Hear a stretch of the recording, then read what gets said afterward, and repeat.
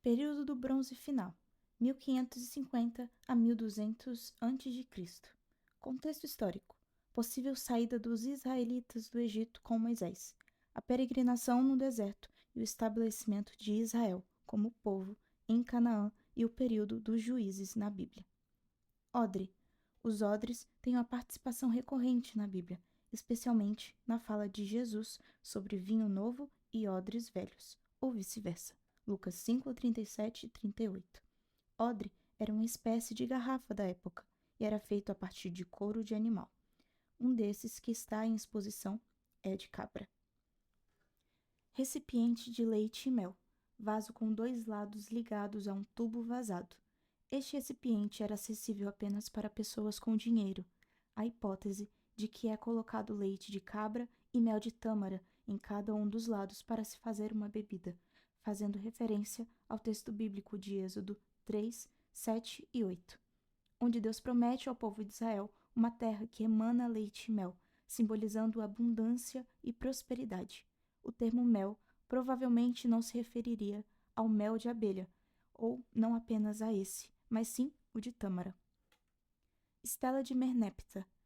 Merneptah é o 13º filho de Ramsés II e estabeleceu essa estela comemorativa, pois havia vencido a guerra sobre alguns povos. Um desses povos é Israel. É uma das primeiras ou a primeira menção de Israel fora da Bíblia. Foi descoberta no templo funerário de Merneptah e originalmente era de Amenófis III. Há uma inscrição que primeiro pertenceu a esse faraó, e Merneptah escreve na parte de trás.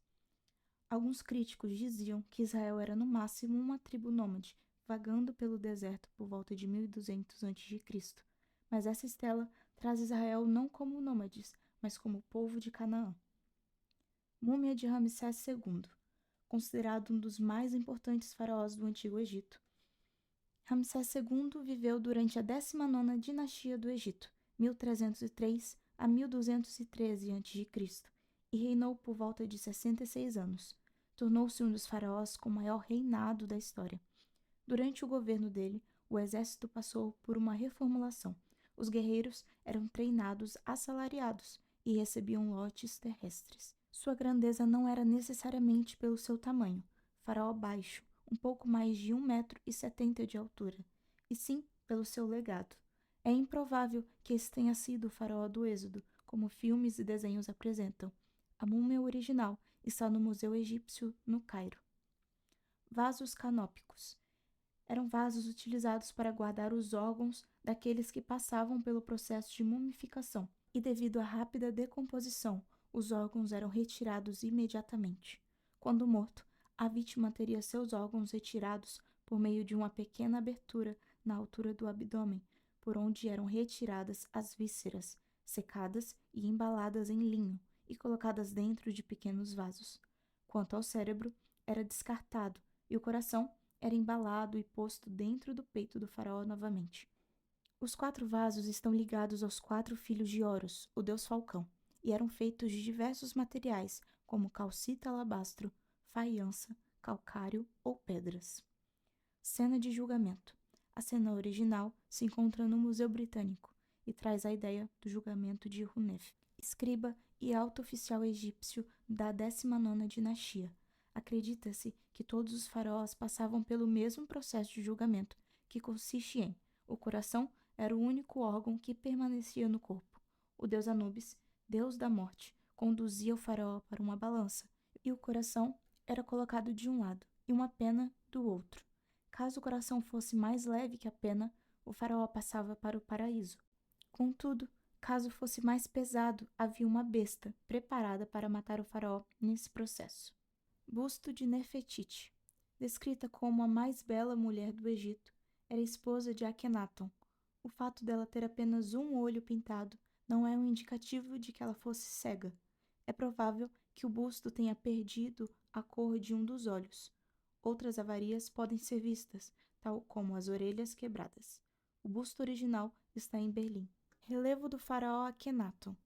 Esse faraó foi responsável por estabelecer o monoteísmo, ou enoteísmo, no Egito. É considerado postumamente um faraó herege. Sacerdotes de outras divindades detestavam esse faraó. No relevo, a sua figura é grande e está em posição de reverência perante sua divindade, o disco solar Atum. Curiosamente, o nome de Atum, a divindade adorada, está acoplada ao nome do faraó Akhenaton, significado do nome, aquele que louva Atum. Seu nome antes era Amenófis IV. Sarcófago de Tutancâmon. Ele começou a reinar criança, por volta de 8 ou 9 anos, e morreu com cerca de 19 anos. Filho de Akhenaton, o faraó monoteísta ou enoteísta, Tutancâmon tentou retomar o politeísmo, abandonado por seu pai. Provavelmente, o faraó menino é filho de uma relação incestuosa do pai com a tia ou a irmã.